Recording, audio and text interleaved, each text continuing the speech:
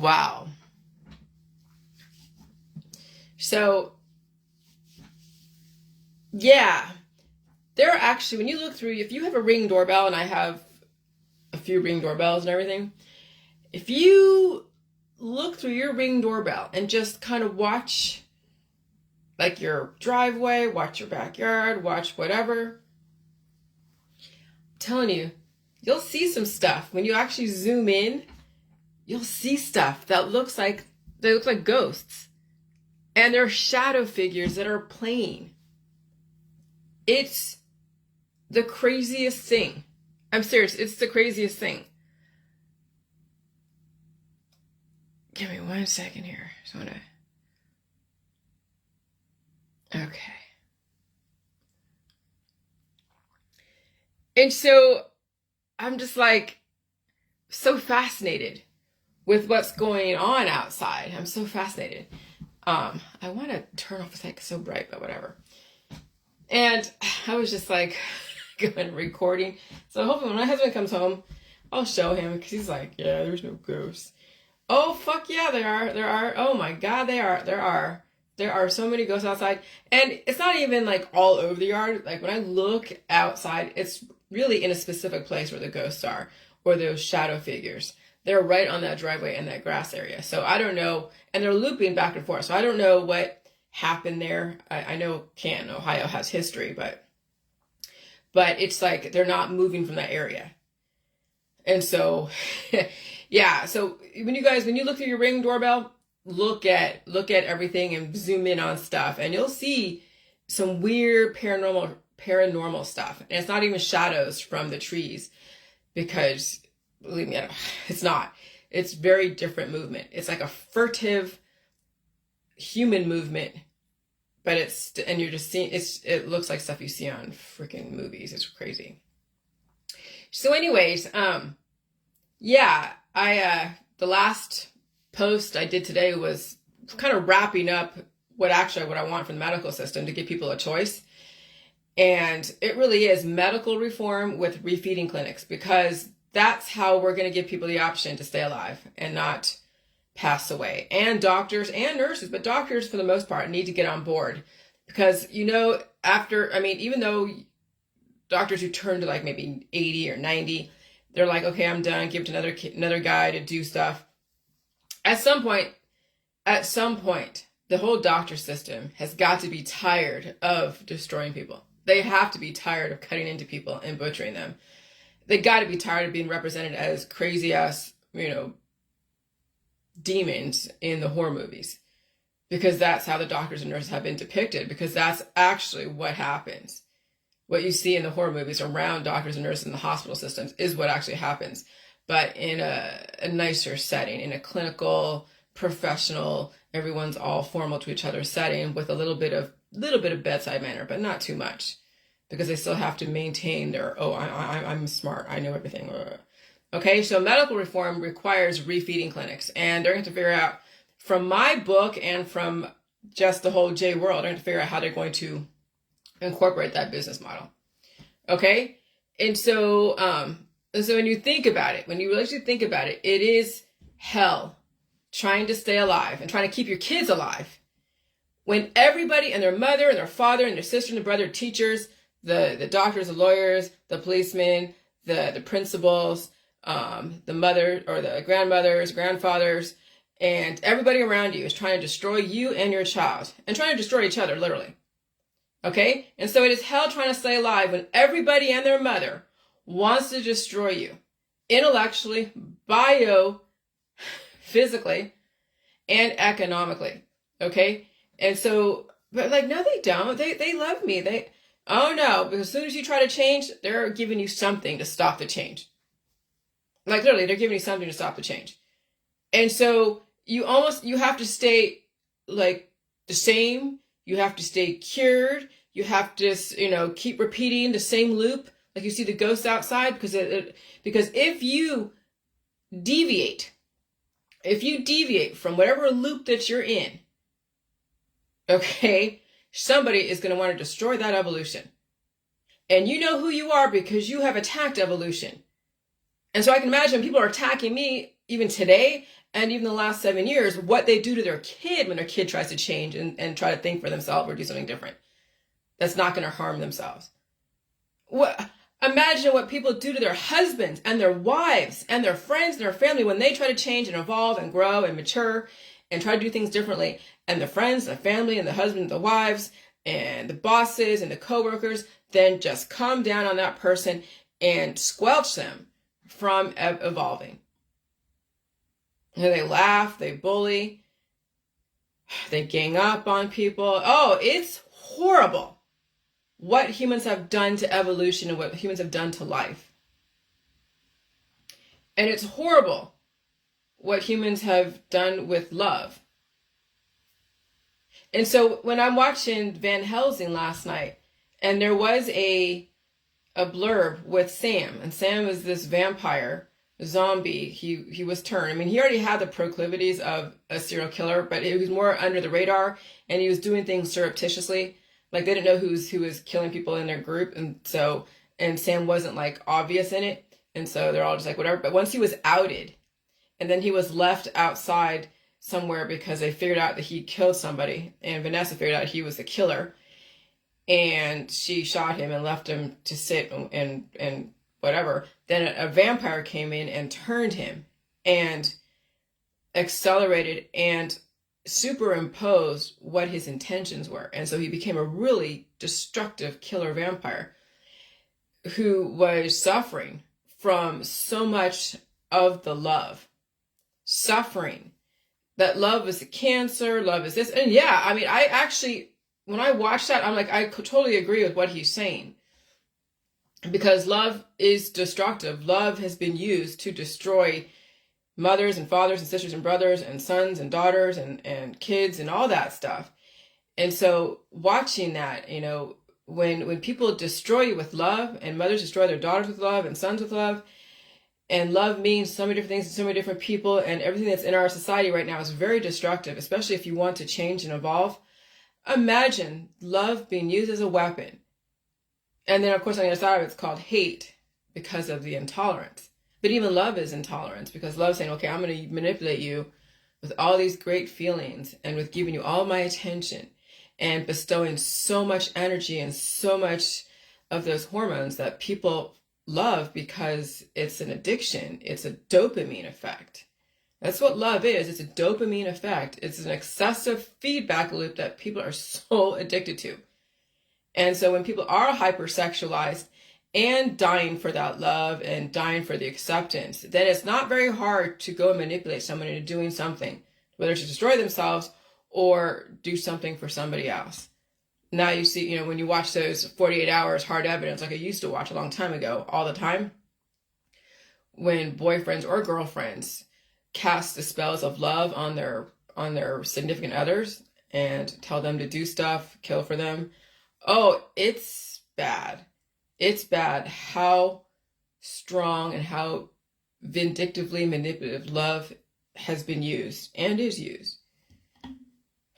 And so people are like, oh, but you need love to connect with your baby and raise them. Oh, okay. Well, love means so many different things, so many different people. So not everybody raises the kids the same way.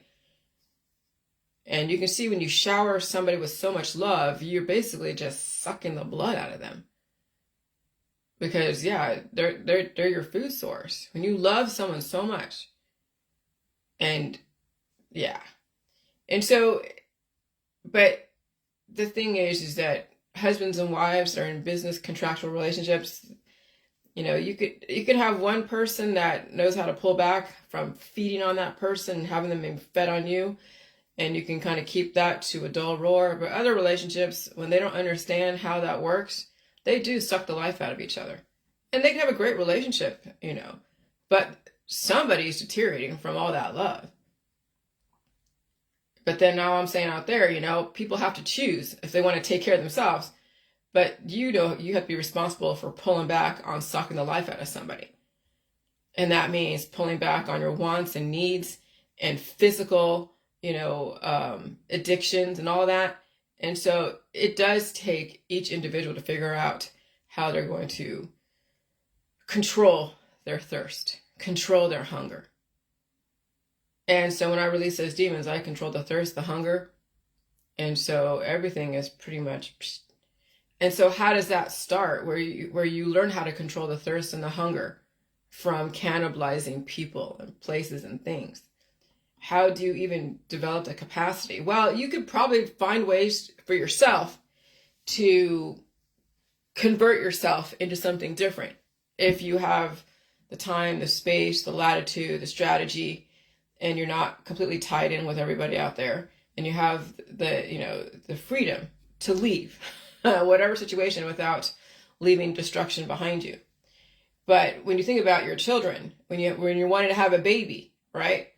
When does that training begin as far as expanding your capacity, your ability to deal with suffering, to live, your ability to fight off the demons? Because you know that in this society there are predators out there. There are people who manipulate you to death. There are parasitic entities that will glom onto you and not let you go unless you understand and have discernment about their tactics, showering you with so much love, giving you so many gifts, and just sweet talking the fuck out of you. And I'm telling you, the training for survival starts when you are a baby. So you can survive the cruel world full of predators, manipulators, and parasitic entities from exotic and or conventional change. Okay? And so when you think about it, it really starts in your babyhood and childhood. But if you are a discerning adult who has substance to you, and you can convert those entities in your body to work for you instead of against you, you have a chance to evolve. But when you think about it, it really does start as a child, as a baby, to learn how to fend for yourself, to learn how to self-soothe, to learn how to do things that you would not need a parent to do. I mean, a parent would have to obviously know when to feed you and change you and all that.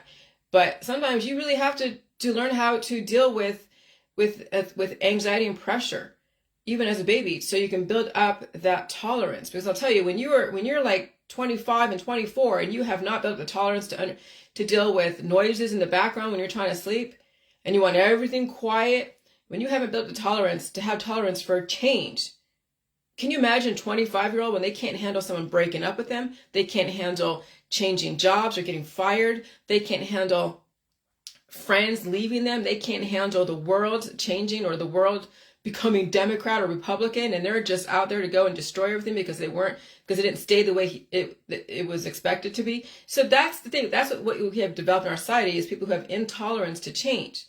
And so when you think about the ability to change or ability to develop the conditioning, it really has to start as a child. And I'll tell you, when kids don't get even a little bit of that discipline and that ability to self-soothe and all that, even as a child, and they've been spoiled excessively and all that, it'll be very difficult for an adult to actually change, because those are some pretty rooted concepts in people, how their parents raised them and who raised them. Okay? And so then you realize that in the J world, you realize most people probably don't understand my information. There's a few that understand my information because they went through their own hardships and they get it.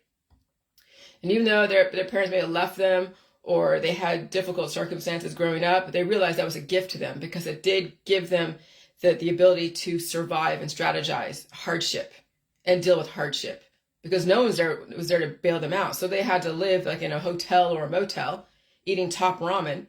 And then they get a job and then build up that bank account so they can go get an apartment, and then only living on a mattress and only having a TV, and then build it up from that. And so a person who's lived with hardship can start from nothing.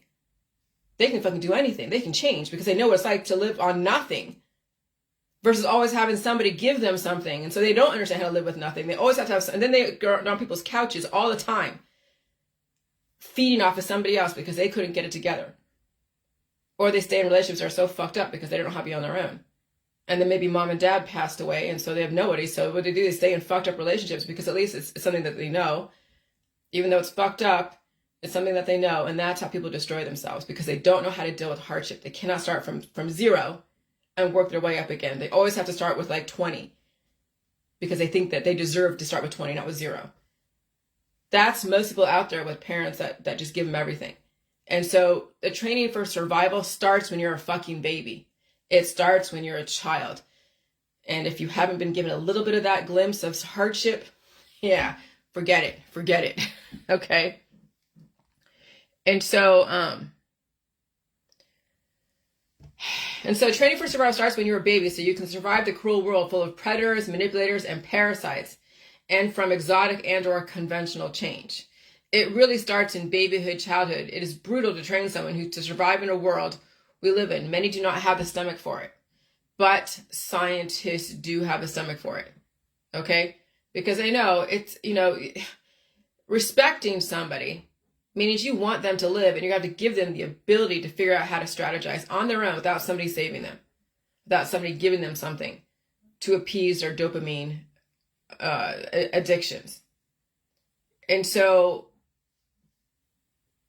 it's brutal to train someone to survive the world we live in. Many don't have the stomach for it, but scientists do, which is why parenting is not for the faint of heart. And it certainly is not a fad. But it seems having babies has become temporary fad for social capital and acceptance. And even grandmothers encourage it. Oh yeah, I used to be on the movies. Oh my God, you haven't given me a granddaughter or a grandson. That's the vampire qualities of grandparents. Pressuring the daughter to go have a child and get married.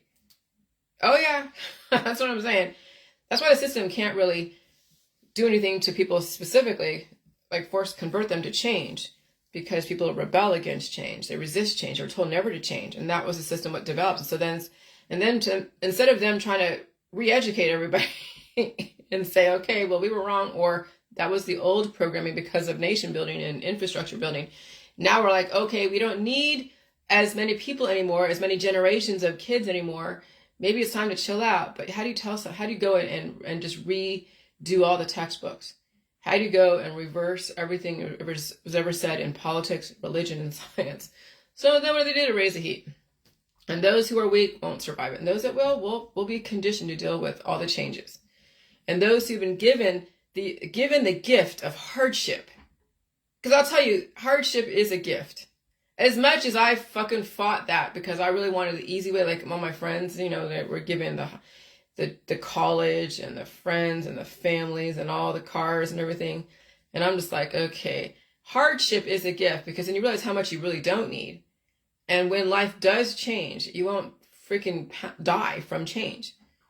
Because how many people who've had so much money in their life, like Dan Aykroyd in whatchamacallit, in Trading Places.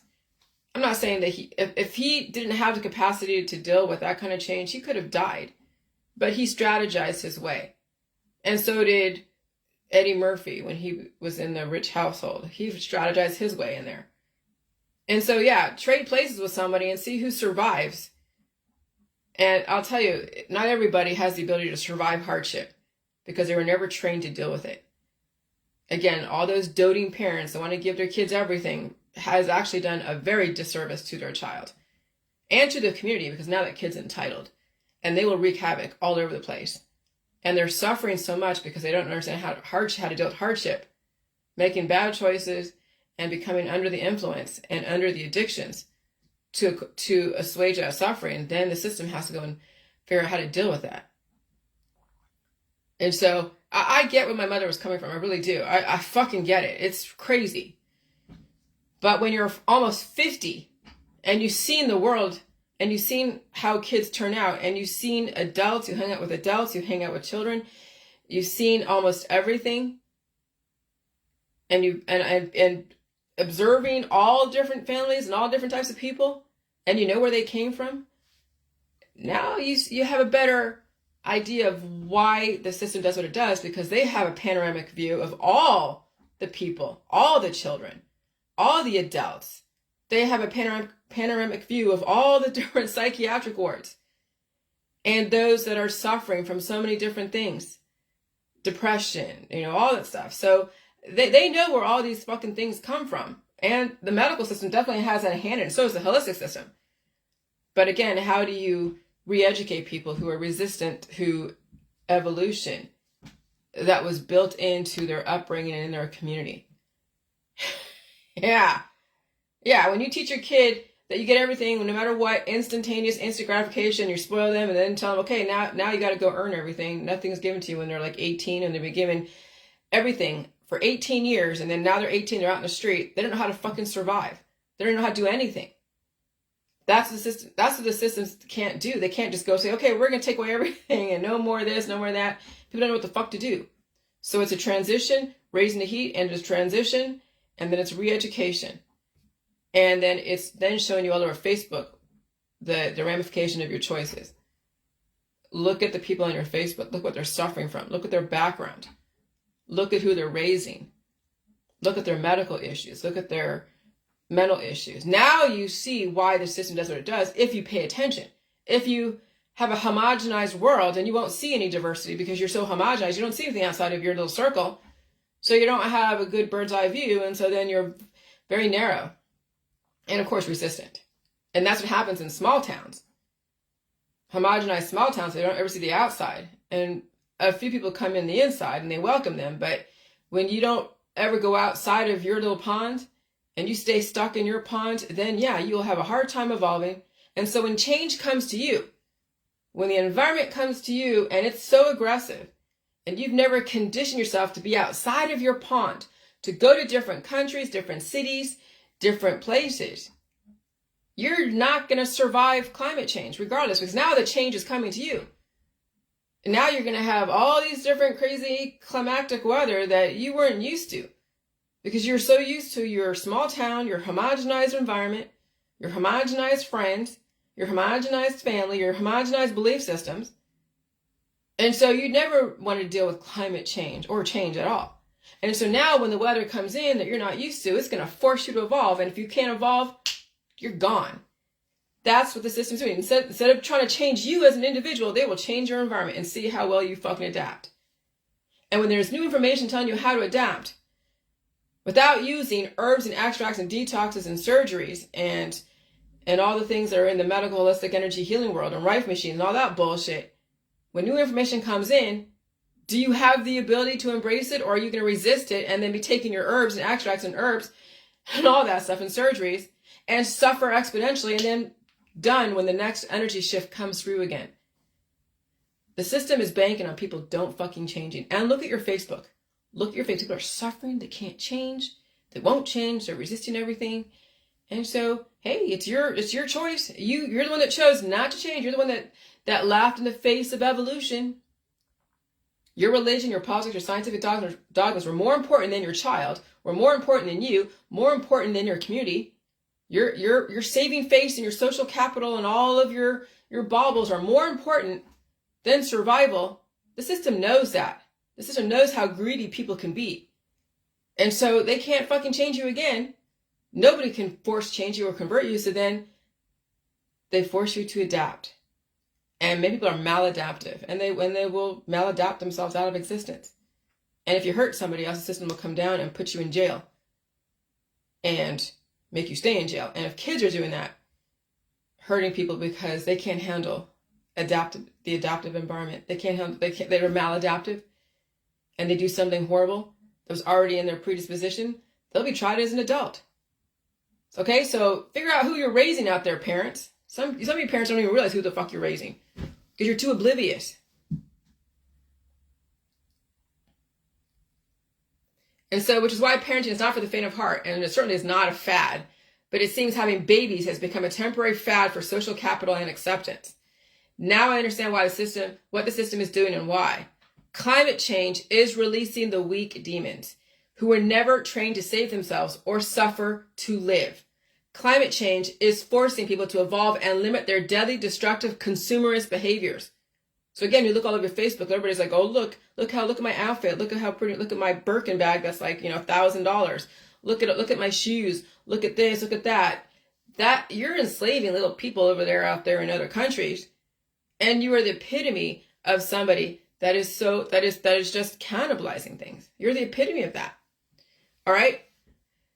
And so climate change releasing the weak demons who were never trained to save themselves or suffer to live. Climate change is forcing people to evolve and limit their deadly, destructive, consumerist behaviors. Then you learn to rely on only food, not all the destructive habits all over your community. You become extremely self-reliant when you have to because your parents, the doctors, your friends and family and children and associations have no idea how to save you. The only thing they know is to take away your life systematically through the cures market and more trauma through the surgeries. Okay? That's the only thing your friends and family and everybody in your community knows how to do, is to take away your life systematically. So as long as it's FDA approved.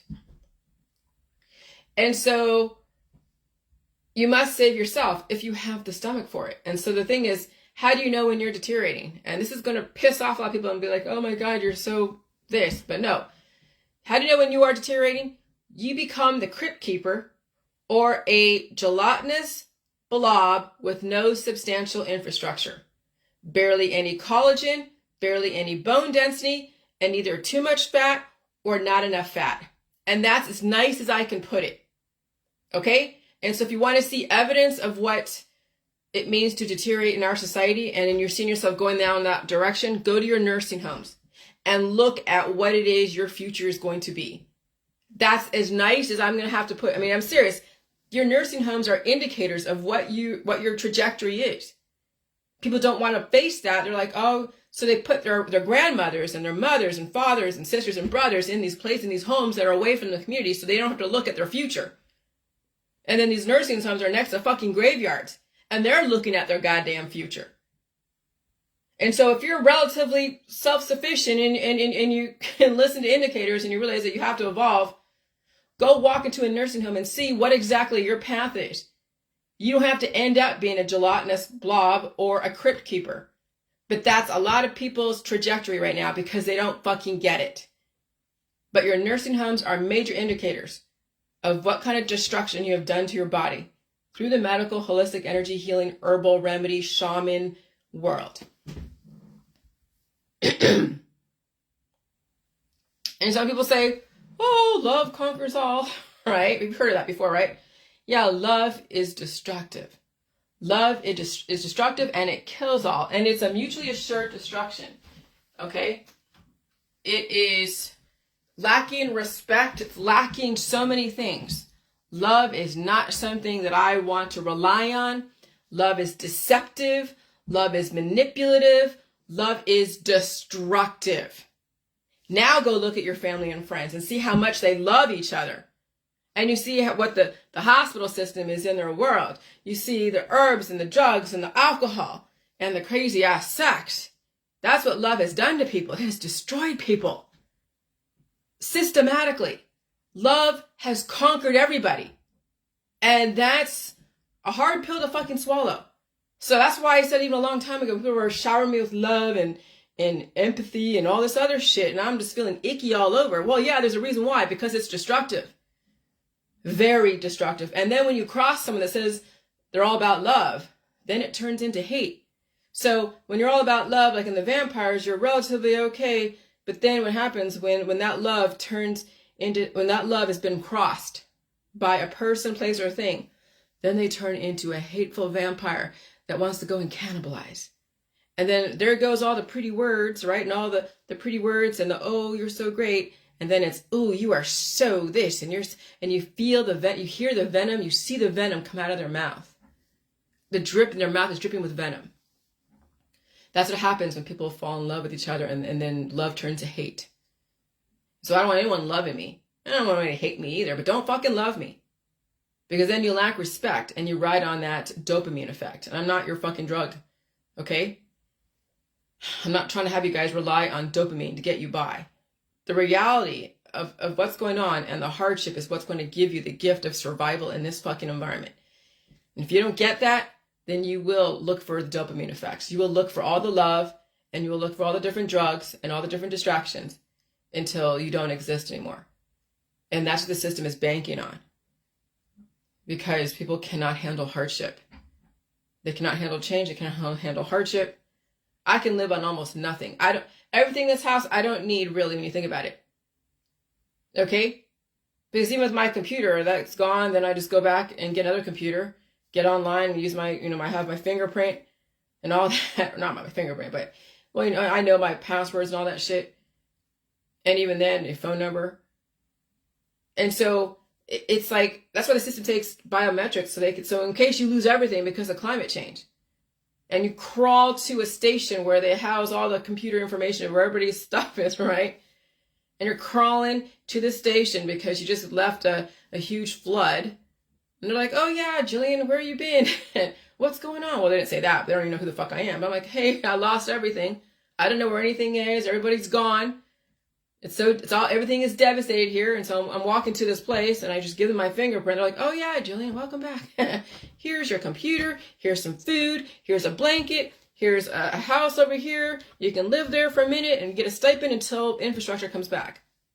That's why the biometrics. In case everything is fucking gone, you can get all your life back. Okay? But people are like, oh God, it's all fucking satanic. But that's really, when you think about it, that's how it works. Because if you didn't have any kind of identifying thing, whether it's an iris scan or a fingerprint, then you're just a fucking ghost.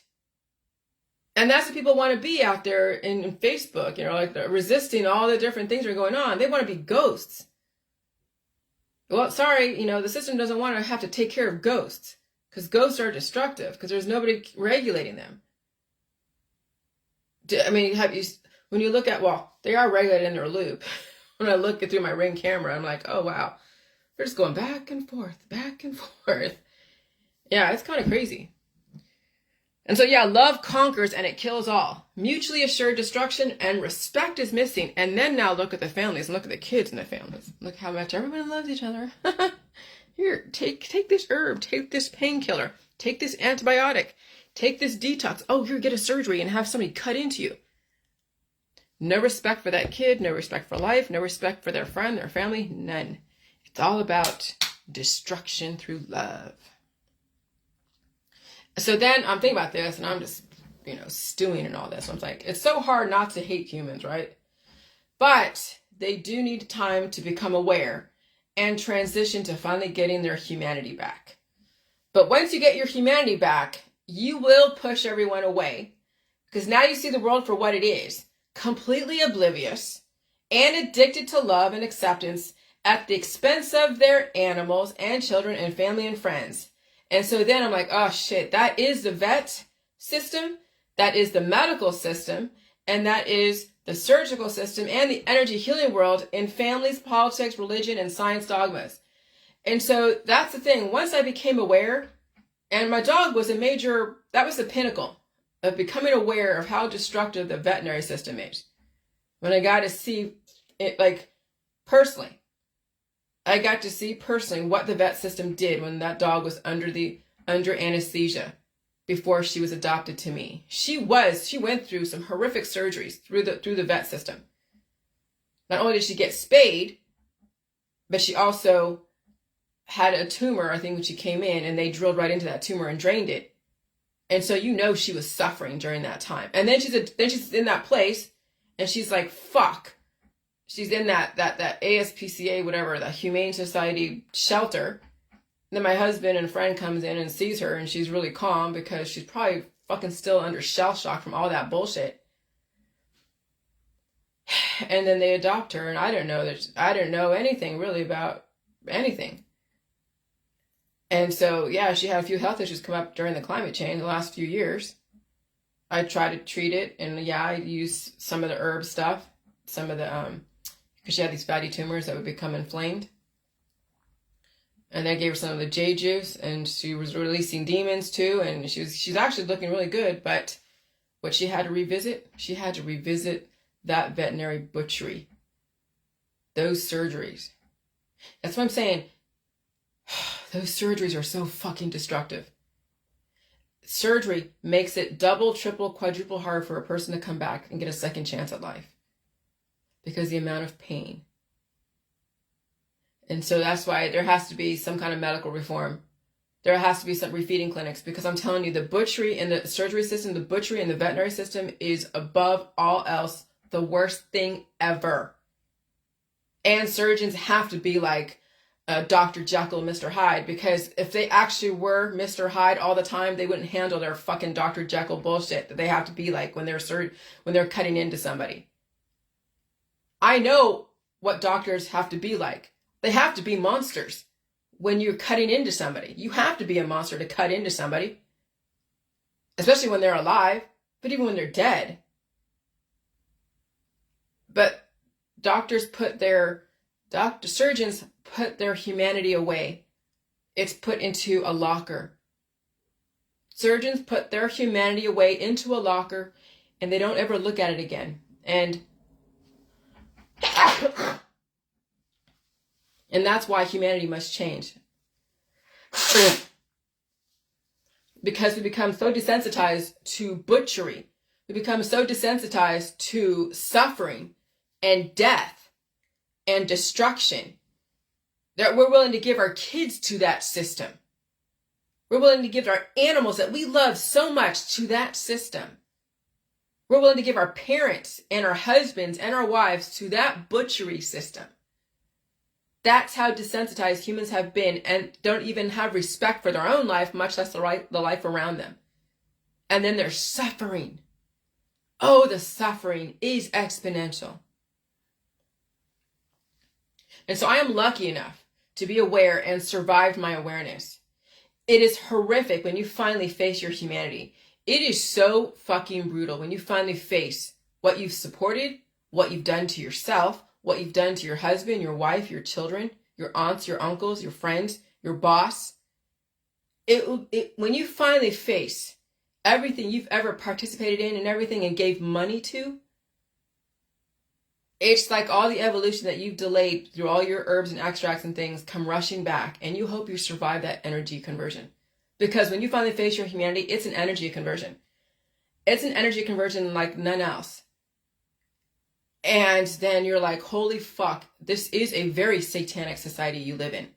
Very satanic. And people worship death.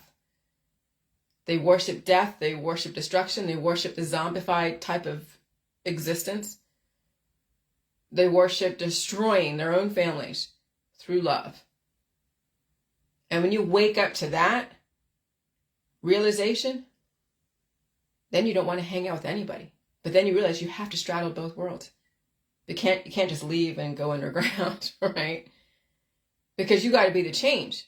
Somebody's got to be the fucking change. Somebody's got to say, hello. This isn't right here. Hello, McFly. You really think that cutting into someone when they're awake is just as good as cutting someone when they're asleep under anesthesia? No, it's not. It's not right at all to torture humans and animals that way.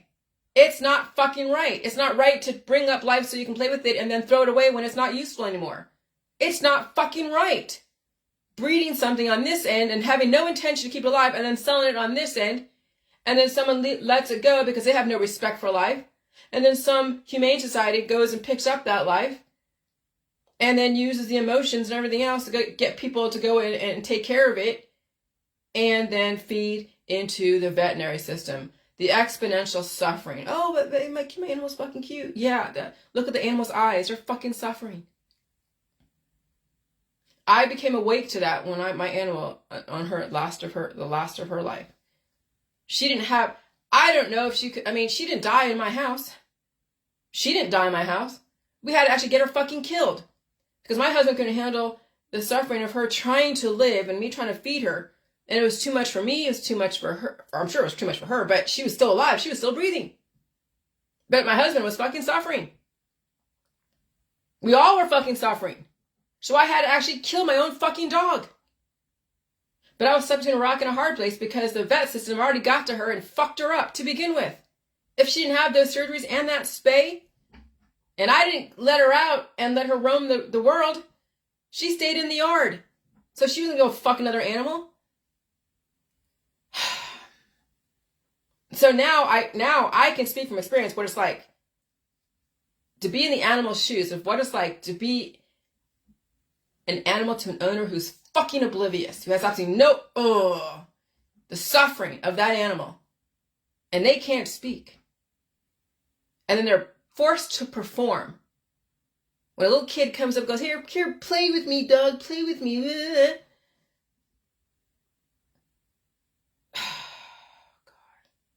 Oh, but they're best friends. No, kids don't have any fucking idea how to take care of shit. Neither do adults. And then take care of an animal that's going to suffer under oh, God. People have animals and they get let out in the street and they fucking die from a car, or they're given to the veterinary system and get butchered. Anyways. guys. So I'm saying the world's a fucked up place. When you actually look at your Facebook, you look at what people are doing and how oblivious they are. How do you have relationships with people? How do you? When you know what humans are now, you know what they are. It's fucked up. And you still gotta look in their face. And they know what I'm thinking. I'm an open book, absolutely.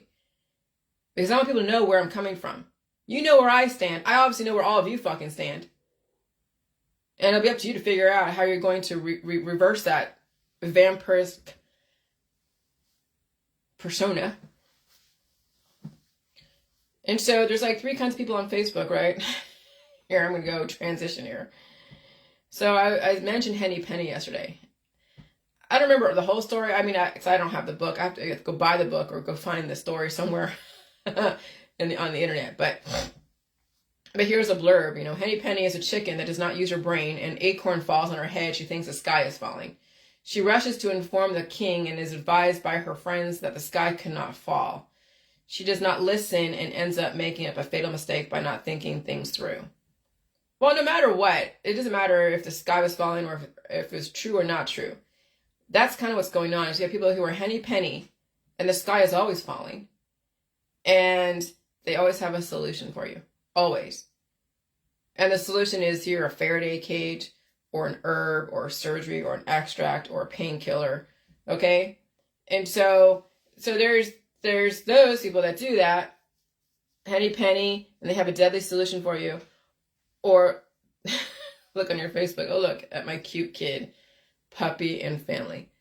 And so, yeah, there's a lot of people who are oblivious or they have a solution for you that's so deadly. Like, seriously, a deadly solution for you. That's the satanic society you live in. And if people aren't satanic, they're just doing satanic shit, worshiping death, worshiping ignorance, worshiping obliviousness. And then if you want to evolve and change, they're going to give you something to stop you from changing. And they're going to use love and acceptance. Or if you don't listen to them, then they hate you. So they try to force convert you through hate and defamation. But you know, but what their intention, everybody's intention with their love and their hate is to convert you. Like a religion. They don't like change. They don't like evolution. And you saw that the last 7 years, how much evolution is shit upon by academics who claim to be evolutionary in the fucking academia world. Evolution is shit on by the government. Evolution is shit on by so many different people. And so then, but that needed to happen. But you saw how intolerant society is when it comes to change. And how much they will destroy change. That's why the system is doing what it's doing. That's why the government is doing what it's doing. Because they know if they go into your house and try to change you, people will resist and they'll destroy. And so fine, destroy yourself at your own hand if you can't handle evolution. So then, I'm thinking about how am I going to paint a picture of what people promote. So I think about like in the Midwest, and you look at these Midwest homes, these suburbias, right? And you go up the stairs and there's all these photos of people who have either died, right? Or someone's alive, or there's family photos. So you go up the stairs and you see these photos and they're all going up the stairs. And then you go into the hallway and there's photos of like vacations and photos of friends and photos of graduation, right? And so then you go back, then you go, not go back, but you go forward into time and then you go back to that house and those people aren't there anymore. The dog isn't there anymore. The family isn't there anymore. The friends aren't there anymore. And so that's one house out of like, let's say 300 million in America. Then it looks like the catacombs in Paris. People are collecting skulls. So pictures are like skulls. When you collect pictures of dead people in your house, okay, and then you figure out how many people are in your neighborhood and how many dead people's pictures are either like in an urn or something, or not in an urn, but there's an urn with a picture above that and they're worshiping that with all these candles, or they have it in photo albums, right? But when you think about it, that person was a person, and then the skull represents the person. So now you imagine the catacombs in Paris, and people are hanging skulls in their house, all over their house. So you replace every picture of a dead person in this person's house, and you put a skull there. And then after, like, let's say 10 years, you go and collect those skulls in your neighborhood for like 10 years. It'll look like the fucking catacombs in Paris. And that's what people worship. They like to hang skulls and worship skulls in their house. Oh no, but they're pictures. Yeah, that picture was a person who had a skull, okay? So imagine if you were Jesus or any other religious or spiritual figure looking at history and all of his children, your children, whatever. And then look at what he's collecting, right? Then in your short life, how many souls are on your wall? How many souls of animals are on your mantle or on your Facebook? With all the pictures and memories of the animals you ever taken care of. Everything is relative, right? It's not right producing life and have absolutely no interest in keeping it alive when it's so easy to destroy things because it's too hard to keep it alive. Because you're too distracted, too busy, no respect for life. That's what I see all over Facebook. People collecting souls and celebrating collecting souls. So now you see my pain, right? Now you see why I do not like religion or spirituality or politics or science, religion, dogmas, accepting death. And people can't wait to die and can't wait to take everyone around them with them.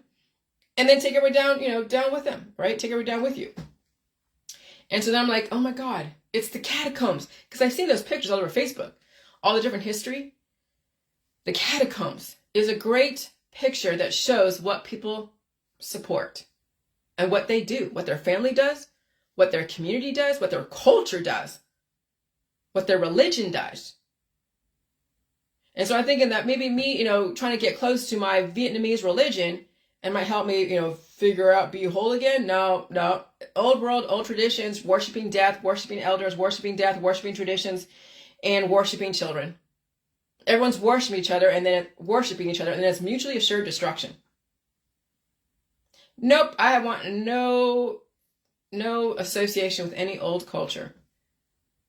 I'm in America for a reason. I got lucky enough to be adopted to America for a reason. Because it's time to go into this new world. Because the old world is about worshiping skulls. Worshiping dead people. Destroying your children, destroying your parents. And being okay with it. And praying about it and saying everything's great. They're on the other side. Literal human sacrifice. So that's what politics, religion, and science dogma is now with the catacombs and then even in America. Practicing human sacrifice. And then posting the pictures all over your wall. People are sacrificing their children, sacrificing their parents, sacrificing their grandparents, sacrificing their friends or family. Through love. Love, love, love, love, love, love, love, love, love, and human sacrifice. Now you see why they want to guide reproduction carefully. Now you see why it's so painful watching people try to save things they have absolutely no intention to really save. They're just selling life and capitalizing on people's emotions. That's the commodification of animals and humans and children, and people accept that. And so when you finally face your humanity, it's fucking brutal. Now you see my pain. Animals and children and humans are not made to be somebody else's plaything. I respect animals so much, they belong in the wild to be free and given food in a different way. Like those groundhogs who get to raid the farmer's garden. The farmer just made the food available, but he did not control that animal. He did not save that animal. And so what I see people do, they're saving animals. They're like, they're wild. So maybe they were domesticated at once or a kitten, and they're walking around some places. Someone's like, oh my God, a kitten, I got to go save it. So they go and grab that kitten from the wild. That kitten could have learned how to fend for itself. But no, that person took that kitten and made it its plaything. They put that kitten in captivity, and then when the kitten wants to evolve, what happens? The owner's going to probably give it antibiotics and surgeries. That's how fucked up the saviors are. Let that animal figure out how to survive. If they can't survive, they weren't meant to be here anyways. But to go in and hold it in captivity because you want a plaything, because you want to be a savior, that's why we're in a great reset.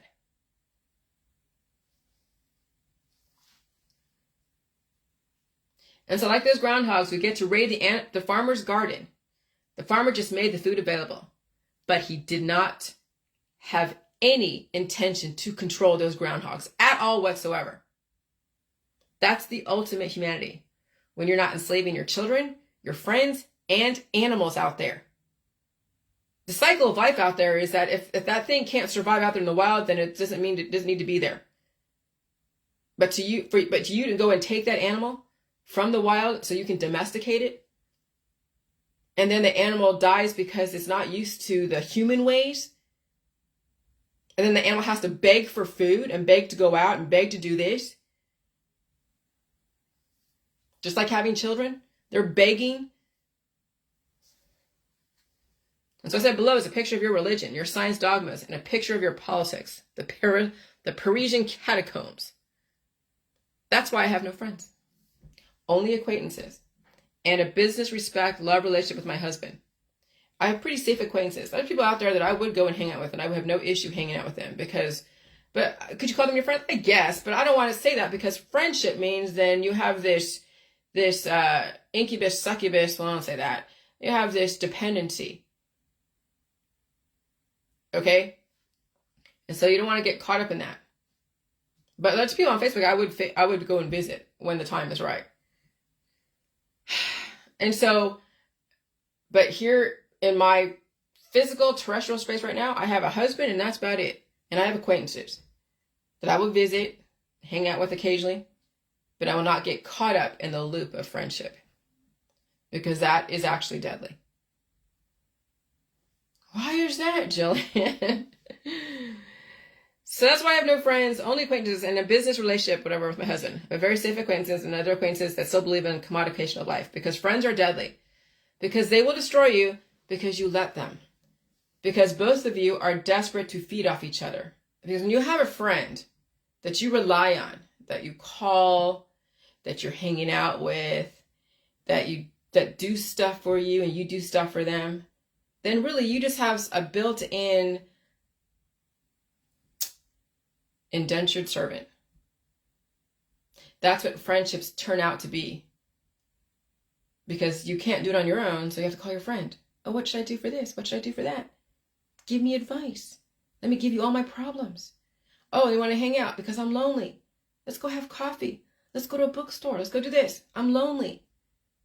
Or I need someone to go and do stupid shit with, so let's go get drunk. Let's go and paint the town red. And then it's, oh, I need help building my thing. I need help doing this, and that. See, that's what friendship has turned into. But see, that's what I'm saying. When people are in deficit, in body, mind, and spirit, they need friends. They need someone, a backup to bail them out, a backup to help them out with something. If my husband was not here and I was on my own doing this house, I'd have to pay somebody, absolutely, to help me do something, to move something. Because then I don't want to go enslave somebody and have them respond to my emotions of saving a damsel in distress. What does an independent woman that knows that she has certain limitations, not doing everything herself, she goes and pays somebody who already does that. Not somebody in her world that she knows, and they just, even if you give them money, they don't have the body to do the shit that you need to get done. And so you don't want to destroy the people around you. But if somebody is working in that field and they're strong, and you say, hey, I'll give you $50 if you help me do this, and they do it, that's respect for human life. That's respect for people. And then when people like you, and they like hanging out with you, and you have actual conversations that are pretty meaningful on so many levels, that's hard to find. Some people find that on Facebook. Because they don't get that kind of conversation where it is about change and evolution. You don't get that in your world. People don't speak about evolution or change ever. That's too deep for people. So then you get that kind of intellectual capacity on Facebook. Some people can handle it, others cannot. And they make fun of it because you are so challenging their religion, their politics, and their science dogmas. But at least you have the outlet on Facebook. Because when you start introducing change in your community, face to face, people have a hard time with that. Look at all the protests. They go to blows when people say something different or not like something. And so you cultivate your intellect and your ability to develop an argument on Facebook or through social media or your own website, blog. And you learn how to express yourself. And so, no, I don't want friends, when you think about it, in my personal life here, because then you lose privacy. You lose autonomy. You lose yourself. And so, a long time ago, when I was in my 20s, and I was dating a dude that was like 10 years older than me, and he was a rugby player, and one of his friends was getting married, and of course, very, very wealthy, because this is in the Bay Area. And these guys are going to UC Berkeley, and they're all lawyers and other shit. And so he's playing rugby, and he's saying his friend, Mark, was going to get married. And so all of them were, I didn't go to the wedding because I wasn't like that with him, and that kind of pissed me off. But then I knew we weren't really going to be together. But he's saying that his friend Mark has a wife, or a bride-to-be, who has absolutely no friends. Like, she has no friends. And I'm like, whoa. And he was even kind of like tripped out about that. And I'm thinking, like, you know what? She probably realized how fucking evil people can be. And she's probably trained to be a wife and not have so many friends to take her down those roads, those crazy ass roads. Because that guy, Mark, was pretty wealthy, very wealthy. And so I'm sure he bought himself a Stepford wife. But when you think about it, when you finally realize what having a friend means, it's destructive. And then you realize you don't need the friends. You really don't. And you don't even need the family. You need someone that's in a business contract with you, that has some kind of love and respect for you, that you can count on, that you know you can count on. That's the ultimate. But then what dilutes those kind of relationships, when all their friends come in and start wreaking havoc with all of their issues. So then you want mature friends to have their own life, that don't impose their way into your world. And don't try to marry my husband, or me. And so it's harder for men to kind of mature like that. It's easier for women, but men have to be around their buddies. Women can extricate themselves from all of that bullshit. But men have a hard time with that. I've come to notice. So it's up to the woman to have her boundaries. She wants him to have mature friends. Wives don't want immature friends, because immature friends will destroy not only that relationship, but also your marriage. So you got to have mature friends in your world. You cannot have immature, needy friends, because they will destroy you. They have to grow up.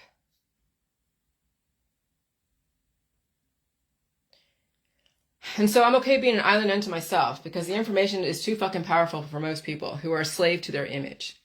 That's why I have no connection with my Vietnamese heritage. The old land is full of traditions, and the Vietnamese population here are too worried about social capital and the American dream and feeding off their children and their friends and destroying their body through plastic surgery and other stuff. And so I am unto myself, just like I was when I was a kid. So things haven't really changed in my world. They have and they haven't, when you think about it. And I'll leave that one alone. And I'm going to say this. No one called me a killer or said I harmed animals or children. But I do, on my YouTube, I do get unlikes and stuff. And I'm telling you, when I'm advocating life, when you advocate life and you say people don't have to die someday, and yeah, you might have to suffer a little bit and deal with pain, people don't get that. When they don't realize they advocate death. They advocate destroying their mom, their dad, their sister, their brother through antibiotics and surgeries. When they're okay with saying people should die someday and that they should die someday, they don't realize they sound like a fucking killer. They sound like they're harming not only themselves, but their animals and their children with all of their surgeries, even though it's state sanctioned and FDA approved. That's still harming things. Just because the government says it's okay doesn't mean it's right as far as physically. Doesn't mean it's right spiritually. Doesn't mean it's right intellectually. It might be right lawfully. But when you think about the laws of life, giving an antibiotic to an animal or a child, doing a surgery to a child or you or an animal, that's vampire butchery shit. And people fucking promote that. They support that. They're okay with that. And they're okay with doing drugs and being under the influence. And they're okay with having a bunch of souls on their mantle because they're saving everybody. And they're calling me the killer when they're advocating people destroy themselves and end up in the morgue someday? That's the world you fucking live in. So now I don't really get mad when people dislike shit because I realize they've been so deceived by their friends, their family, their government, by their religion. When life is death and death is life, that's the world you fucking live in. The disrespect for life is so rife in your community. And the resistance against change and evolution is obvious. And so when people call me a killer or a person who harms animals and children, but then look at what they promote, look at what they support, they're projecting, right? Everyone who believes people should die someday and are part of the medical holistic vet system are harming and destroying things they claim to respect. And so then who's the killer here? When you're giving an animal an antibiotic, when you're giving a kid an antibiotic, you're destroying those cells. You're destroying those cells. You're intentionally taking something to destroy life. That's what these animal owners do. That's what these mothers do and these fathers do. And they also get things taken out of their kid's body. So now they're getting butchered by a surgeon who is Dr. Jekyll. And they have the gall to call me someone that harms things when they are advocating Dr. Jekyll go and butcher their kid, their animal, themselves, their mom, their dad. You have been deceived by your politics, your religion, all your religion, spirituality, and all your science dogmas. So when I get the backlash, you know people are facing their demons and they are facing their humanity, and I know it's hell for them. When someone finally says, wake up, the emperor has no fucking clothes, and people are like, oh yeah, he does. That's the world we live in today right now. So now we learned everyone is a cult leader who aims to destroy what they cannot fix. And so promoting life is not political. It is a deeper level of commitment most humans will never, ever consider. And so that's why I'm alone, but that is your society. That is the society you choose to live in, yes. But the society, it doesn't have to be, you have to play in it and play the part in it. But that's the society that we have developed, and now we're suffering for our choices. And so how do you lessen the suffering? Well, you extricate yourself from those situations. We have people out there that resist the Illuminati, resist all the football. They say it's all satanic and Illuminati, right? And all the sports and everything else. And then they go to the medical system, right? So they have all these surgeries and whatever. And then they go to football games. And 5 years ago, 8 years ago, they're all against the Illuminati games, Illuminati football and Major League Baseball and Illuminati this and Illuminati that. And they're fucking taking part in the medical system and they're going to football games. So that's how deep resistance is. It's not very deep. I mean, it is and it isn't. It's people that just don't have, who are just bitter about their choices, bitter about everything. And they're also born again Christians. And so, most humans are not ready for me. Not ready for me at all. Now you know why I stand, what I stand for, and I know what you stand for, right? Can we still get along?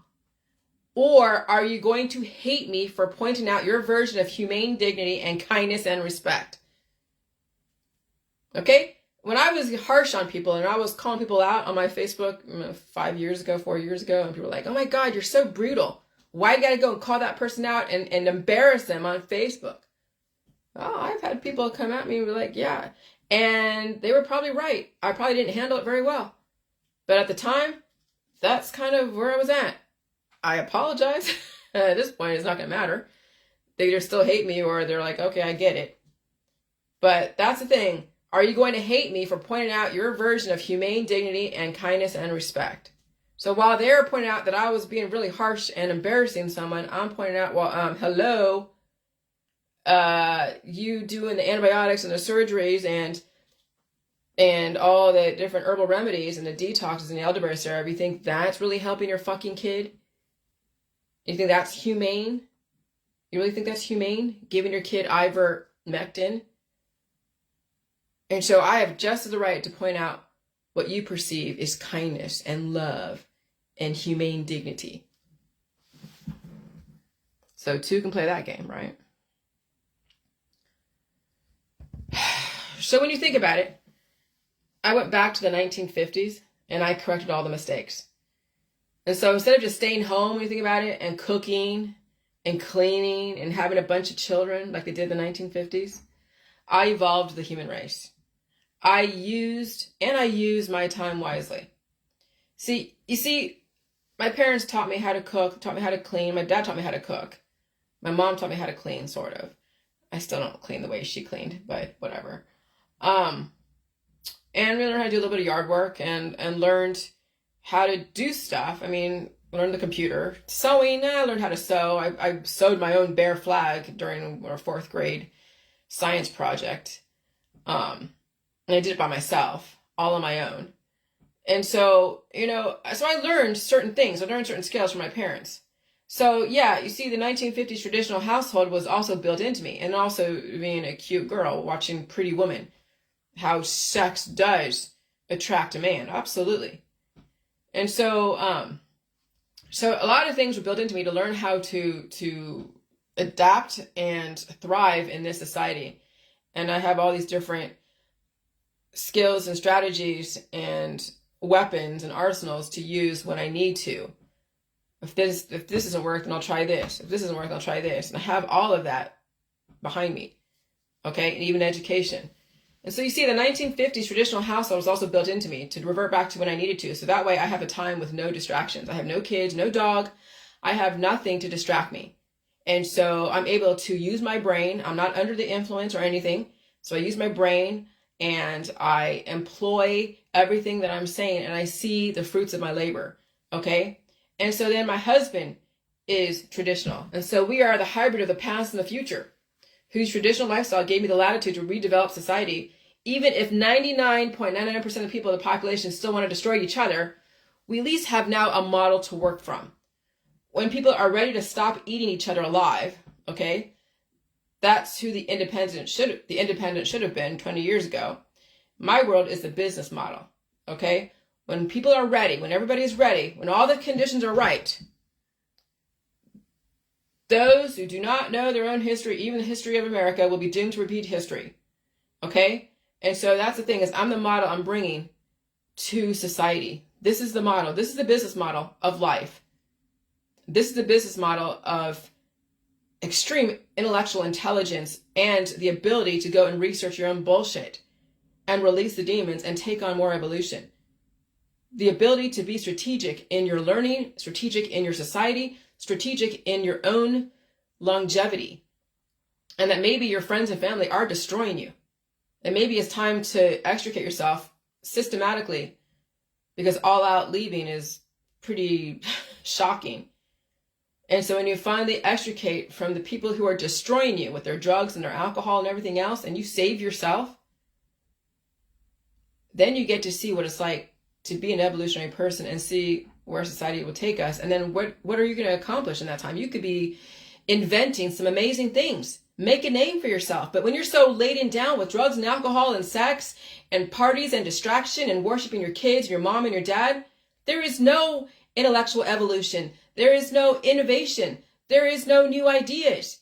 There is nothing. You could be a great inventor. You could change the fucking world if you only allow yourself to, but people don't. They are suffering. But I'll tell you, there's a lot of extremely smart Black people, extremely smart Asian people, extremely smart Caucasian people, extremely smart Muslim people, and Indian people. And what's holding them back? It's their friends, their family, traditions, their politics, religion, and science, all the antibodies they haven't released, all the demons in their body who are just causing them self-destruction. So they can't even see the future. They can't even fucking dream because they're all that history is in their body and they can't release it. That's why so many people are doomed to be the human sacrifice in their family and their friends. And so the independent party, or the independents back in 2003 or whatever, and I belonged to them for a minute, and they're all about, oh yeah, consensus and change and all that shit, and all the R's an offshoot of Democrats and Republicans. They're not anything fucking different. And so those who do not know their own history and even the history of America will be doomed to repeat history. Just because you say you're independent or call a political party independent doesn't mean you are. because you failed to bring in a model exemplifying independent thought. You became the offshoots of the Democrats and the Republicans. And also having a third party doesn't help anything, right? And then having your herbs and extracts and cannabis is not going to help you either. It's going to destroy your body, your mind, and your spirit. It's going to destroy everything. And so when someone accuses Facebook of encouraging short-term dopamine-driven feedback loops, destroying society, well, your friends and family and you are destroying society with your dopamine feedback loops of all of your politics, religion, science dogmas. So that's the thing, is that no different than your friends and family, positive religion, science dogmas, and collecting children and animals to own, to save, is what's destroying society. And it is an excessive dopamine feedback loop. So Facebook is just a reflection of society. How compartmentalized people are, how intolerant and manipulative they are. Crazy. Anyways, let me read this. Oh, here we go. So doctors, this is for all the doctors out there. If doctors don't know how to cough, sneeze, and blow their nose, and hawk up loogies, and open up their alimentary canal, they better fucking learn fast. And I did a hashtag Harvard Medical School, hashtag Stanford Medical School, hashtag UCSF. And I used to live near UCSF when I was in San Francisco. I did date a postdoc in molecular biology, molecular something. And he was doing all the different docking of proteins. And so that's how you develop pharmaceuticals. That's how you develop vaccines, all the different protein dockings. Okay. And so he was doing the computer models. And so I learned a lot from him. And then, of course, that went to the wayside. But that was way back in 2001, right around 9/11 was when I learned about the protein docking at UCSF. So now I'm hashtagging all the medical schools, of course, right? So you guys are behind the 8 ball. Humans are tired of your stupid stem cell research and your cures. And so people are getting the stem cell research, man, and they're getting the stem cell transplants. They're going through hell. They're being butchered by the oncologists, by the stem cell people. And so humans are tired of your stupid stem cell research and your cures. And we're also tired of your herbs and tired of all your wordplay and deceptive marketing. And most of all, we are tired of your oncology clinics, the ultimate fucking suffering for everybody, especially the patients. I'm tired of seeing my Facebook full of people who are under the deadly cures. I know you doctors, vets, nurses are tired of seeing your friends and families succumb from all the different surgeries. I know you're tired of watching your husband or wife hobble around because of a surgery that didn't work. That never was going to work in this environment. Even before, it never fucking worked. That person needed food. They needed rest. They didn't need another fucking trauma. I know you're tired of all that bullshit. Don't pretend everything's okay because people around you are falling apart. I know you're suffering. Every time you cut into a person, your body suffers. Every time you put something or somebody under the influence because of suffering, you have to find a way to absolve yourself, like give to charity or adopt a puppy. That's not going to fucking do it. When will all the doctors in human animal medicine and herbal remedies wake the fuck up? The nurses ain't going to do anything until the doctors do something. The nurses are the ones who are trained to listen to the doctors. They are the soldiers following orders. And so, doctors, you do have power. And even the nurses, they don't really have power because, yeah, they still have to feed their family. And, well, doctors do too. But, hey, you paid a lot of money for your licenses and you're paid a lot of money for what you're doing. You have the possibility to evolve your own fucking profession. You're in it. I can't go and evolve AMA because I don't even have a license or belong to the AMA. If I belong to the AMA, I can introduce change, medical reform, refeeding clinics. Because people are going to be asking for it at some point when they realize that all those surgeries and oncology and everything else that's going on in the medical system is destroying people. There's got to be another option, yet another option that is the opposite of what you're intending. And so, doctors, you do have the power. You have the power to petition the AMA and the AVMA, which is the American Veterinary Medical Association, to save people and animals with food, not with surgery or antibiotics, not fucking oncology or surgeries or antibiotics. Stop using the humane side to guilt people into saving animals when the other side, you breed them all over the place and then take your market share and ride on the anguish and sympathy and take advantage of the guilt and the pain and the suffering. And so they're setting people up to be desensitized to death and suffering, developing a whole new generation of vampire people who have no regard for life. You have the fucking power to save your community because you took a stand for humans and for life, not feed on your pets, friends, and family. Because you know everybody bows down to your doctor's license and you fucking eat it up. Just like how you cannibalize your patients. I'm not talking about emergency medicine from triage because someone got into an accident. I'm talking about specialized medicine. I'm talking about advocating antibiotics to people. I'm talking about voluntary surgeries, pressuring people to get surgery, making them think they have no other choice, and then using friends and family to pressure people to go to destroy themselves. It fucking rips my heart out because I know some of these people personally, and they're fucking amazing human beings, and you fuck them up. And so the whole remedies healing world is fucking up children and their parents and society. We're in a great reset because of all that, even back 6,000 years ago. I hope we fucking learn our lesson this time around because watching the Great Reset is fucking torture right now.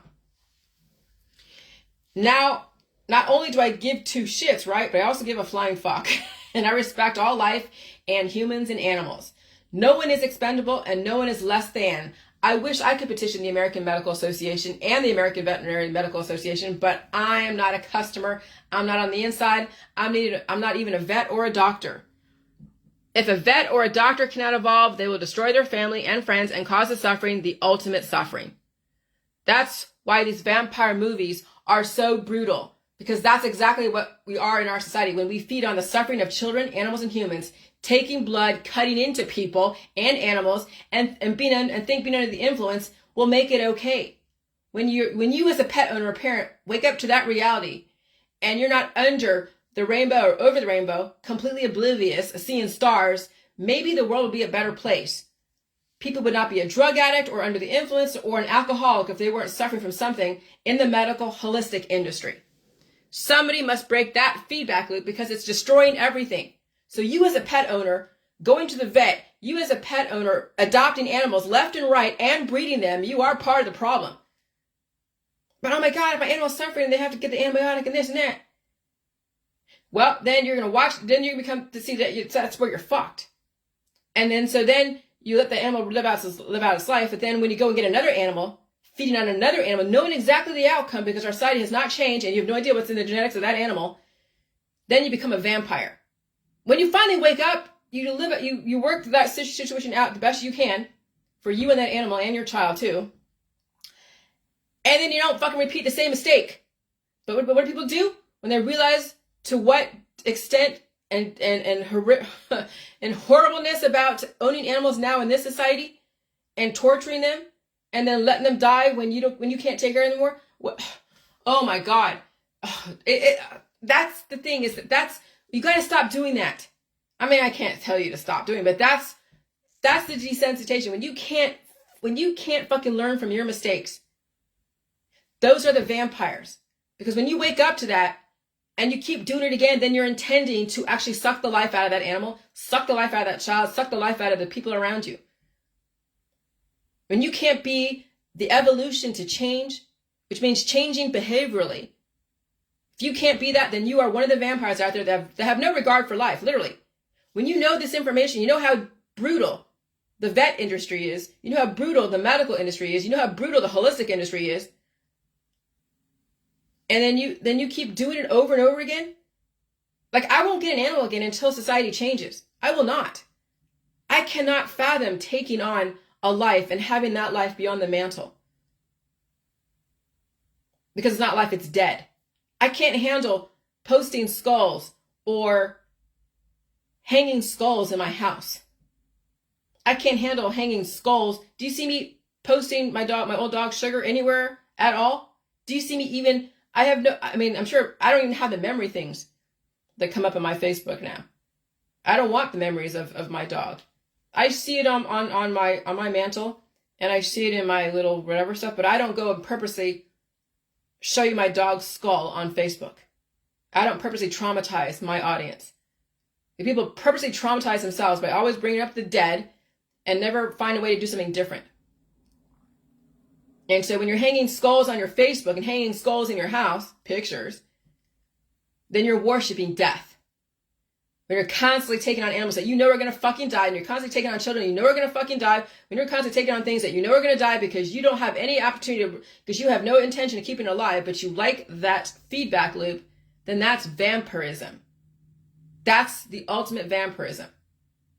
That's what humans are today, right now. That's why the vampire movies are so important to understand and watch, because that's our society. And then you watch your Facebook and you see all the vampires who are worshiping the skulls and worshiping the destruction of their animals and worshiping the destruction of their children and their parents. That's why society's fucked right now.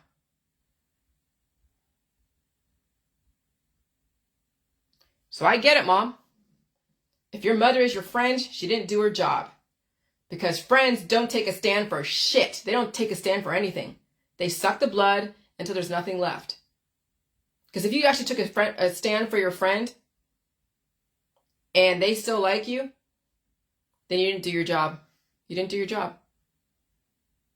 You take a stand for somebody and then you leave them, you did your job. Because then you're going to expect them to change, right? And when they don't change, then you're going to resent them and try to destroy them for not changing. So when you take a stand for somebody, then you're not going to be friends with them, because you will enable all the things that you were taking a stand for them for. So you have to actually leave the situation. But people don't. They take a stand for their friend. They're like, oh yeah, you did this. You shouldn't do that, right? You shouldn't do that. That's bad. And then you still hang out together. And you still enable that behavior. When you actually leave the situation, take a stand for a friend, then that friend's going to realize that they're going to lose friends, and that person actually took a stand for them, and they lost that friend. Doesn't mean, and that's probably better. But then that person's going to find another person that's going to enable their behavior until they finally figure it out and be on their own, or they go keep finding somebody to replace the people that they've sucked the life out of. Because friends don't take a stand for anything. They suck the blood until there's nothing left. Mothers are supposed to prepare you for the world. It doesn't mean give you everything. They're supposed to prepare you for hardship, for people who will just try to destroy you, and you still have to survive the potential destruction. Let me tell you, I've dealt with so much shit in this world. People trying to destroy me. Oh my God, and I still survive the situations. And so mothers are supposed to prepare you for the world, not bail you out and be your drinking buddy and be your smoking buddy. Oh, look at the mothers out there. Drinking buddies, smoking buddies. You can't even tell the mothers and the daughters anymore because they're all now friends. And what do friends do? They destroy each other. They don't take a stand for each other. They don't really help each other survive. They help each other take each other down, notch by notch by notch. Now you see why vampire movies are so descriptive. Charles Manson sent a message. What he did to Sharon Tate. His disgust with the world once he figured out what the world was. He knew the downfall of society was the beautiful people having a bunch of children who will also destroy society. That was a pretty grim message back in the 1960s. That was a very distinctive turning back then, before I was even born. What do you mean by turning? Because we're in the fourth quarter of an 80-year turning. Okay, there's always a turning. There's every 100 years, every decade, every 20 years, there's always something happening, a turning. There's always a new innovation. There's always going to be something that's going to happen. An evolution, destruction, whatever. So that was a very distinctive turning back then in the 1960s, okay? Before I was born. Not only was that forward thinking, right? That, what do you mean with that? What forward thinking? Well, when Charles Manson destroyed Sharon Tate and her pregnant belly, it wasn't like he destroyed another beautiful person, because she wasn't the only beautiful person in that place, and he could have went after somebody else. But he distinctly went after Sharon Tate and her pregnant belly and stabbed it. And that was the message. I mean, yeah, war, pigs, whatever he wrote, and helter skelter. But she was the epitome of beauty back then, and she had a baby. And you saw all the people in the 1960s, gorgeous, beautiful men, beautiful women, even back in the 1950s. Okay? And so if you figure out the 1940s, there was the silent, 1930s and 40s, whatever, the silent movies, and then the beauty. Then you said, the Hedy Lamarr and all those icons of the 1920s and 30s. Then they had children. And then it was like the 1950s, beautiful children. And then after that, in the 1970s and 80s. And so then you've seen and then you see now in our society, all these beautiful girls all over Facebook, all over YouTube, Instagram, all over TikTok. And they're enticing men, having them spill their seed. They're in the porn industry. They're all over the place.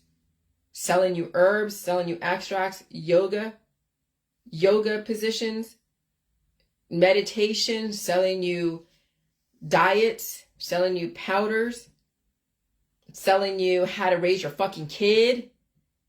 Look all over your Facebook. Look, the last 10 years, all those women that worked out at home and have their kid. Look at my pretty kid. She's only eating powdered stuff and gluten-free and all that shit. And they're seeing a chiropractor or seeing a naturopathic.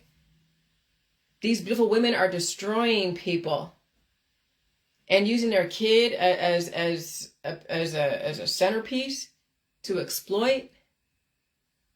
And then people are like, oh my God, I'm worshiping that pretty girl with a flat stomach, and look at her kid is so beautiful, and she lives in California. And they're buying all of her herbs and her extracts and her detoxes and doing all these exercises. That's the takedown of society right there. Charles Manson knew it.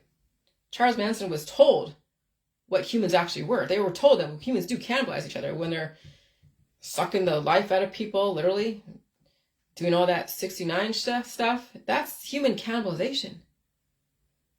You're eating the proteins of people, the bitmaps of people. And then you have children from all that stress, from all that hormonal shit. And so then these kids then were taught all these violent ways and all that stuff, and society was teaching that. And then now look at our society, right? And so Charles Manson sent a message, what he did to Sharon Tate, his disgust with the world once he figured out what the world was. He knew the downfall of our society was the beautiful people, having a bunch of kids, and then, of course, selling you everything under the sun, who will also destroy society. That was a pretty grim message back in the 1960s. That was very that was a very distinctive turning back then, before I was even born. Not only was that very forward thinking, but scientists already figured out the human condition and the love of family. They knew the love of family was going to be the destruction of society. So they used the love of family to destroy society they didn't want anymore. That's fucking strategic. So I'm going to read that again. They knew the love of family was going to be the destruction of society. So they used the love of family to destroy the society they didn't want anymore. That's fucking strategic. That's what you're up against. For you to survive, you probably need to leave your family. However, if you can't leave your family, you won't survive. I mean, that's pretty black and white. Of course, there are shades of gray, but you get what I mean. If there's so many people wanting to destroy you, leaving is the only option, right? If you have kids, do everything you can to save yourself and keep them safe, and do whatever it takes to keep them alive according to the law. But you have to save yourself. Employ the medical system to help you with your children, because some things are out of your control. Parents, you must save yourself. You can't save two people. You must save yourself. I seriously believe I'm ahead of my time, because I've been here before. I've seen all the fucking mistakes. And when I released my demons, it became clear, and many of you out there are old souls, but you're suffering astronomically.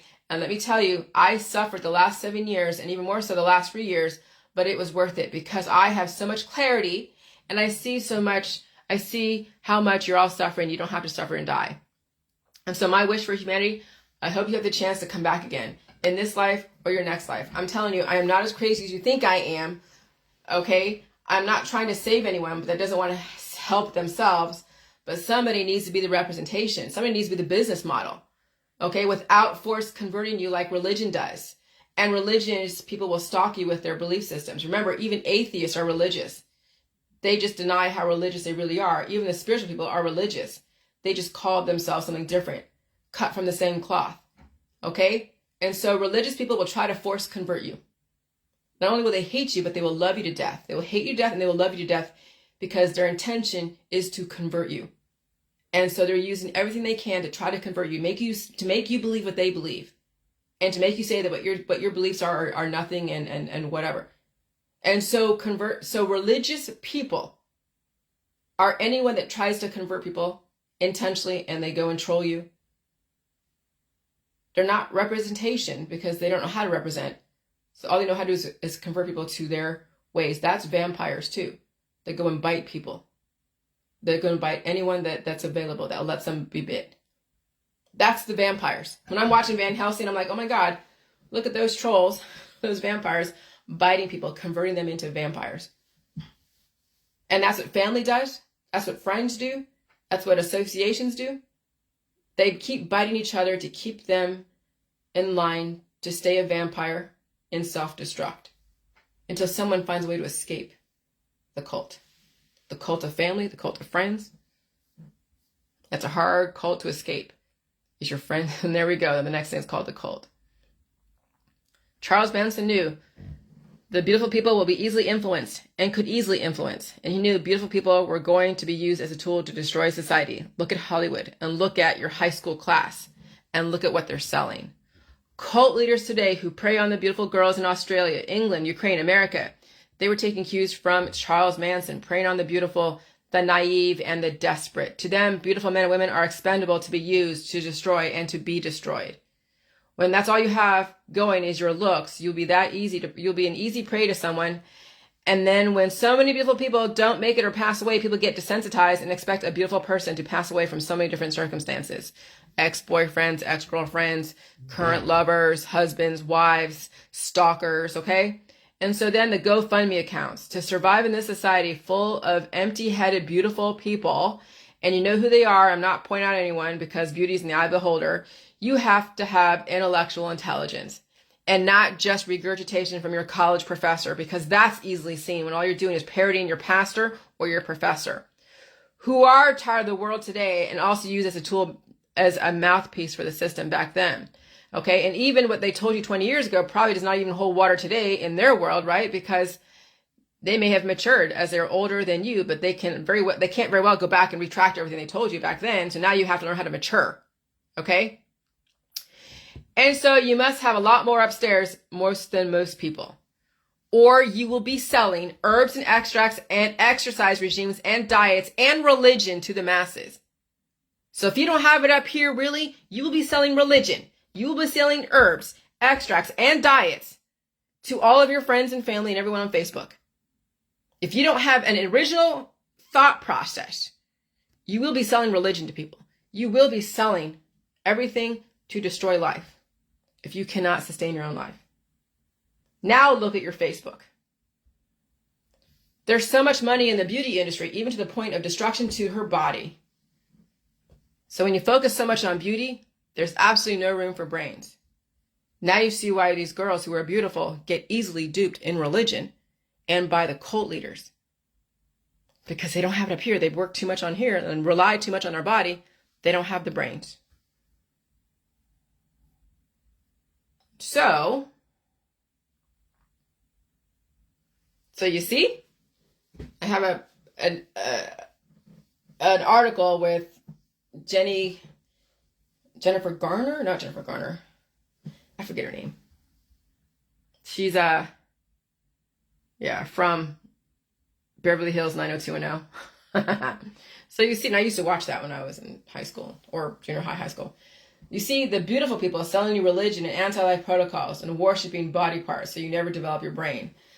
That was our generation's harbinger, which was Beverly Hills 90210. Our parents got Twiggy and Cher and the Manson clan, and then the Beverly Hills 90210 was what it evolved to. These are the children of the architects of our society. They were going to be used to destroy society and, of course, families. That's why I'm fucking amazed to see all over my Facebook and YouTube girls who don't have anything going but their body, and so the system tempts them to make so much money to give up their brains. God damn. And sell their body. Look at OnlyFans. Look at TikTok, Instagram, and YouTube. And, of course, look at Facebook. And look at the mothers taking pictures of their daughters.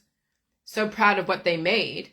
But do these girls and boys have a chance for survival?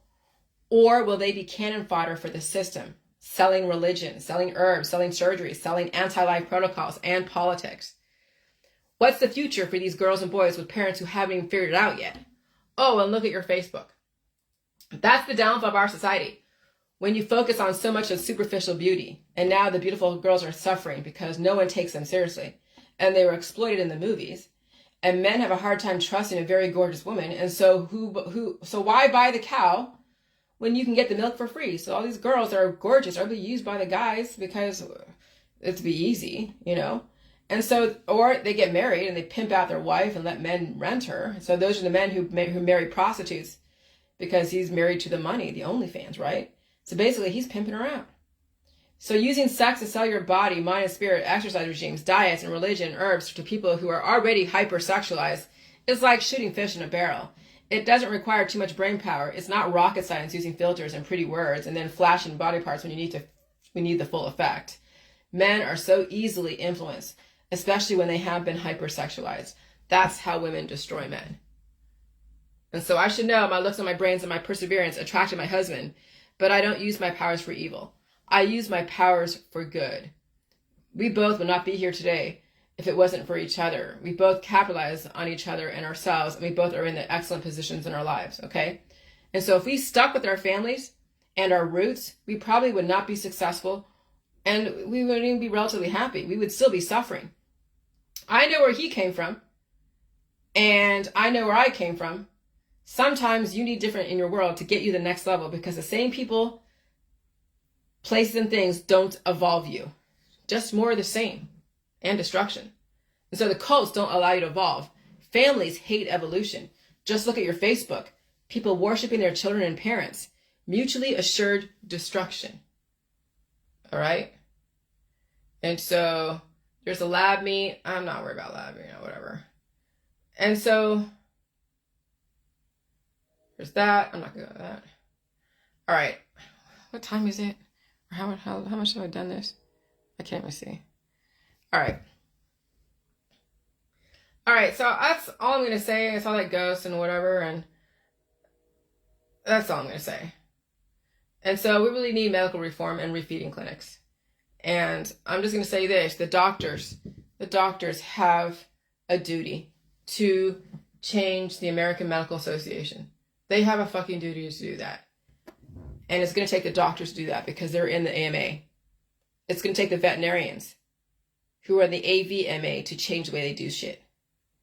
But once you become apprised to how brutal the medical system is, the surgical system is, the veterinary system, once you realize how brutal it is, you won't want to take part in it. It'll be something that you'll be like gasping in horror that you ever even supported it. But some people are too far gone. And you can see it just even the way they do stuff, the way that what they say. You can see the lack of depth in a lot of people that write on Facebook. You can even see just how naive they are, like literally naive, just by even what they post. It's like, God, is this person intelligent? And so yeah, they will be the victims of the medical industry. Because, and think about it, there's so many people that don't have it up here. That's what's so sad, is there's so many people all over the world that don't have enough up here to understand what's going on. And they will be the sacrificial lambs. And that's the grim part of everything, is watching the sacrificial lambs being thrown into the volcano. And so you hope to reach, when you want to change society, you want to reach the ones who are extremely intelligent and intellectual, and the ones that want to fight for their life. And there are many people that don't want to fight for their life. And that's also out there, but you're not talking to them. You're talking to the ones that have a chance to fight for their life, who have some ounce of intelligence and intellectual capability of evolution. Because you can have intelligence and have absolutely no capability of evolution.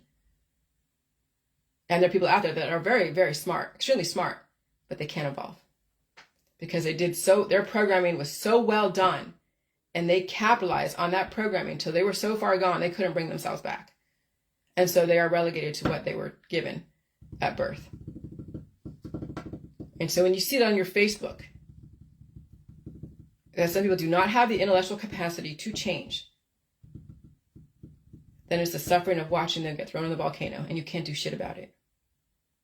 Like you're watching the virgins get thrown into the volcano. That's exactly what that whole virgin of volcanoes, because virgins are untainted, not literally, but they don't have a lot of worldly experience. So they don't know danger for what it is. Virgins, when you think about the allegory of virgins and the metaphors of virgins, they're people who are so naive, who are so homogenized, who have never had any kind of diversity in their life. And they're being led down the path to go to the volcano because they were told the volcano was going to give them heaven or some shit.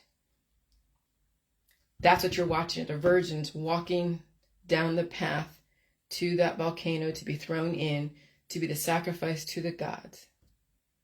And you get to watch that shit. And you can't change them. You can't even get through to them. And what's scary is we have professors out there and we have people who are academically trained that can't evolve. Because they have been so programmed by the academia that they can't evolve either. And people who are so skinny or so obese and it's going to have a hard time evolving. And people who are so drug addicted and so damaged, they have a hard time evolving. Then you realize it's everybody all over your fucking Facebook. And then you're like, oh shit. But you still keep speaking. Because you will reach somebody. I talk about myself like you guys. That's why I do what I do. Bye.